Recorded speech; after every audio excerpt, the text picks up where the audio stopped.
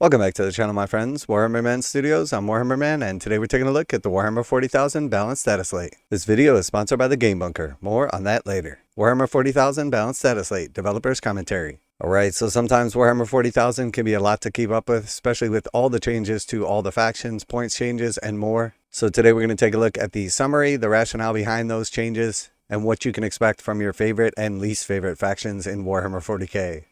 The latest Warhammer 40,000 Balanced Dataslate emerged into real space quite suddenly on Friday night. Some might point to the temporal vagaries of the Imperium. Others may believe somebody pressed a button they shouldn't have done. But now everyone has had a few days to consider the changes the document brings to the game. We've directed the Warhammer community Astropathic Choir towards emissaries of the Emperor's most holy design studio to find out a little bit more about why the quarter changes. Alright, so normally the Balanced Dataslates come out on Wednesday. This last one came out on Friday, and I do think that this is a little stab that it was in fact an accident. It was probably supposed to come out today, but unfortunately they accidentally released it last Friday. That being said, here is our follow-up article, which normally comes alongside it. So it looks like they probably just kept to their regular schedule and the Dataslate was accidentally released Friday early. There were no code changes this time, as we are generally happy that most systems and have decided not to cause a ruckus this time. Likewise, we've been able to supply new detachments. They weren't quite ready in time, but we intended to add more at the next update. Perhaps the most important changes this time is the chapter-approved 2025-26 mission pack. Mission balance has been quite tight with the most recent chapter-approved pack, and after listening to player feedback, we feel the challenger cards are not needed for a competitive environment at present, so we have removed them from the tournament play. Alright, so very cool. This was definitely my suggestion, was that the mission pack was very good overall, but the challenger cards were just not good for competitive play because they were too swingy, they were too easy to achieve, and especially in a team's environment, they just kept the games too close. So I think this is an excellent change. If you want to use them for fun still, you can, but you don't have to use them in competitive anymore. We continue to encourage challenger cards for pickup and play situations where the skill levels between players can be quite different. While we are generally happy with the performance of the Adeptus Sororitas, we've given Retributors a little boost to their ability, which now gets +1 to hit and +1 to wound alongside some minor points drops. Alright, so a little change for the sisters for the Retributors, but overall they've been doing pretty good, so didn't need too much. We reduced the points for certain key Adeptus Custodes lists that were not showing up in as many lists as we'd like. Okay, so it sounds like for the most part the Custodes have stayed the same, but some of the less popular units have gone down in points. So we're more likely to see a more diverse list, which is what the balance should be all about. Then moving over to Admech, Belisarius Cole is supposed to be the centerpiece of Adeptus Mechanicus armies, but he hasn't played as we imagine him to be. So we've overhauled Cole's abilities and improved his solar atomizer, and as a result given him a price hike to better go in line with his newfound power. Noniger Doomcrawler Eradication Beamer has also been reimagined, though its points are the same for now. Finally, we've also improved the weapons on the Iron Striders, Sicarius Infiltrators, and Ruststalkers, as we wanted them to feel a bit better offensively. Alright, so once again, sounds like some decent changes for the Adeptus Mechanicus, and with a new unit, I think we're going to see more and more of them on the table. We want to keep a close eye on the Eldari, and to promote list diversity at all levels, we brought down the points on Asherman, the Avatar, 10 model Corsair units, Dire Avengers, and Wraithblades, and increased the points for units of 5 Corsairs and 10 Swooping Hawks. Alright, so again, good changes here. They already nerfed Asherman, so he didn't really need the points increase. Avatar almost never shows up on the table. Most everybody is taking Corsairs in units of 5, so the 5-man unit has gone up and the 10-man unit has gone down.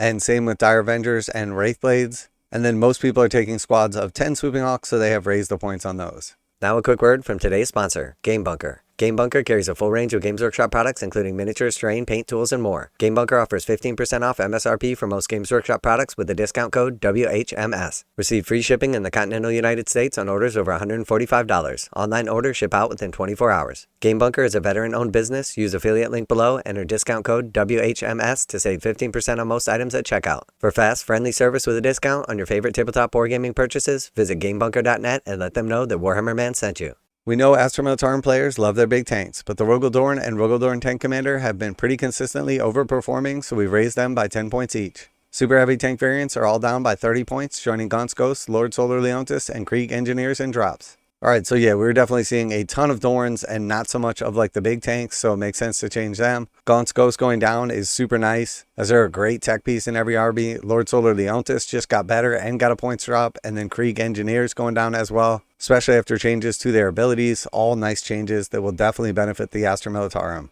The Blood Angels Sanguinary Guard have increased weapon skill and points to push their status as elite bladesmen. Alright, so that's fair, they got a points increase, but they also got a weapon skill of 2. The Legion of Excess has regained rerolls to hit in its detachment roll, with the Keeper of Secrets and Fiends have fallen 10 points to reflect their role and power in relation to the rest of the Chaos Demons. So Legion of Excess was way too good. They definitely like nerfed it to where it was pretty much being unplayed. Now they're getting back their rerolls to hit, and then they're getting some points dropped. So probably see a little bit more play, but honestly, I think they're done. The Infernal Lance has come out the gate a bit stronger for Chaos Knights. So we've changed Unnatural Fortitude into a choice between 5-up Invulnerable Save or 6-up Feel No Pain. The Knight Abominant ability may no longer be used multiple times in the same unit by multiple Abominants. So I think overall good changes here. The Chaos Knights got a really hard nerf to their points, and honestly I think that really brought them in line with where they should have been. You definitely shouldn't be able to take 6 big knights. And then the Unnatural Fortitude change going to either a 5-up Invulnerable or a 6-up Feel No Pain, probably not going to make much of a difference. The 5-up Invulnerable in combat is really what you were going for. 6-up Feel No Pain was just a bit of a bonus. And then making it so you can't stack multiple Abominant abilities just makes it so you can't spam like 3 of these guys and just dish out a ton of mortal wounds.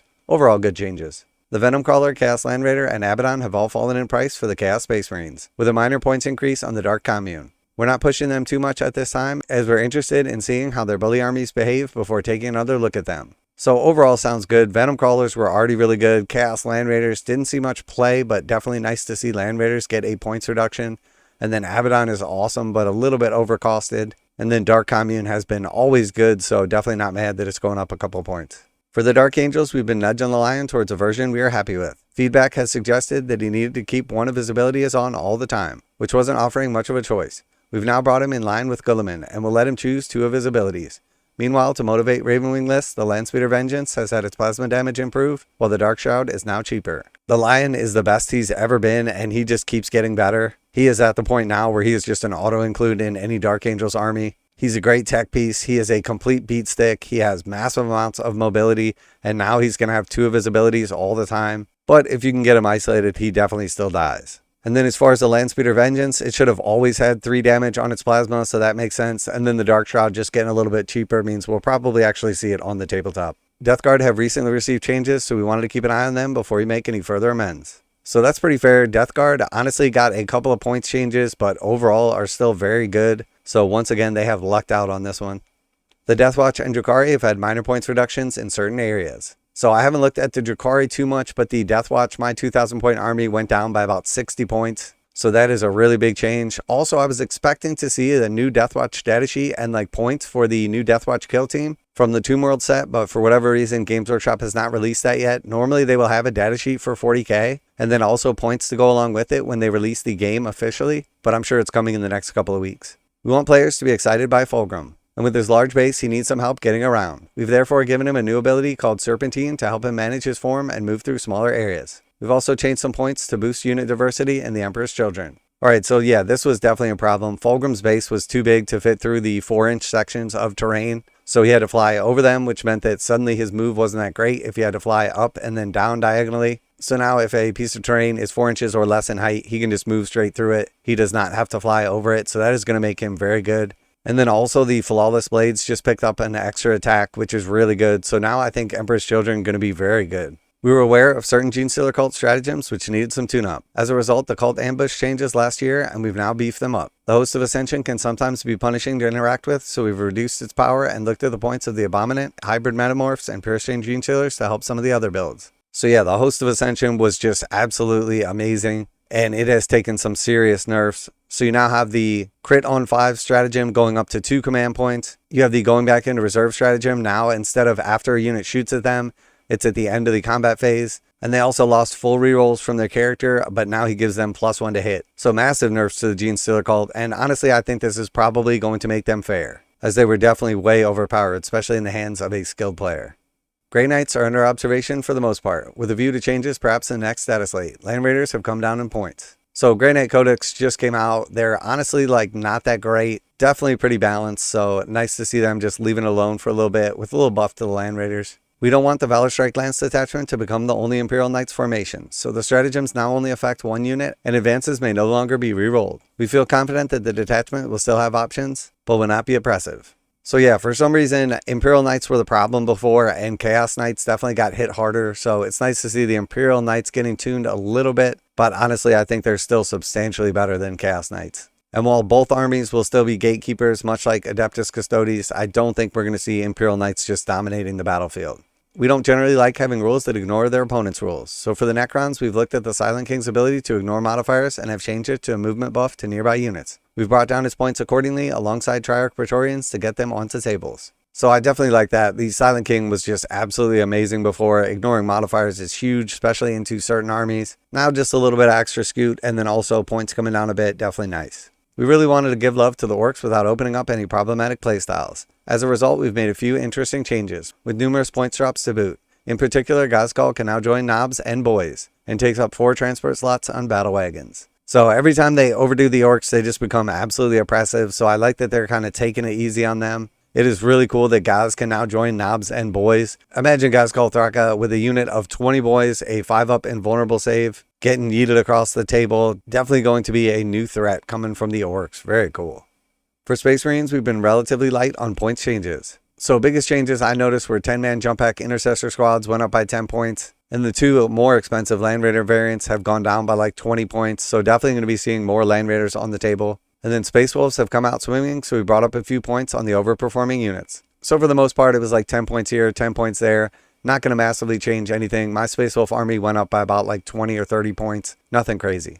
For the Tau Empire, we wanted the Riptide to be able to handle light hulls a bit better. So the ion accelerators are now a bit punchier. We haven't been happy with the risk-reward relationship for the 1,000 Suns, and we've taken another pass at the army roll. You can now only attempt to manifest each power once. This is to encourage using extra dice when you need it to go off without just stacking multiple casters. Sorcerers now have a different benefit to the unit they lead, while there were numerous points changes. So the 1,000 Suns rule was just guaranteed to go off basically. Now you're not going to be able to just multicast everything until it goes off, so you'll be more incentivized to use the extra dice when you need it to make sure that the ability goes off. But you'll have less redundancy, and now you can only try to cast it with one character, so there is a chance it can fail. And then also changing some of the abilities, probably pretty fair. And then we also saw some massive points increases where they need to be, like the Zangor Enlightened, and some of the other units that were just clearly undercosted. The armies that Tyranids have had a rough time against have been dialed back, so we've only made a few points changes. So basically minimal points changes to the Tyranids, but the armies that they were losing to have gotten some nerfs, so hopefully this will bring them more in line with where they should be, but overall Tyranids performing well. The Exalted 8-Bound and Slaughterbound have had some help against tougher targets, while there have been a few other World Eaters point changes too.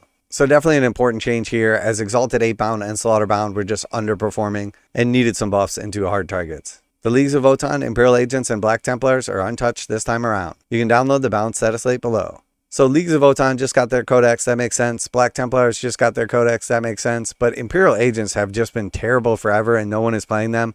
I'm really surprised that Games Workshop is not giving them any kind of love. It makes absolutely no sense. Why did you make it into a codex and then just pay zero attention to it? Imperial Agents definitely just need some big buffs, some big changes, the ability to take some additional units that aren't available in their codex, just something to actually make them a viable army. Otherwise, Games Workshop just don't make them a codex. So we'll have the link down in the description if you want to go over and check out the balanced Dataslate. Keep in mind, we also got the points changes in the Munitorum field manual. And these will basically be locked in for the next quarter. So for the next 3 months, these are the rules and points that we'll be using. So let me know what you think of the changes. Always like to hear back from you guys in the comments. And as always, special thanks to the Game Bunker for sponsoring the channel. Check out the link in the description to save 15% on most Games Workshop products with code WHMS at checkout. Warhammer Man Studios, I'm Warhammer Man, and I'm out of here.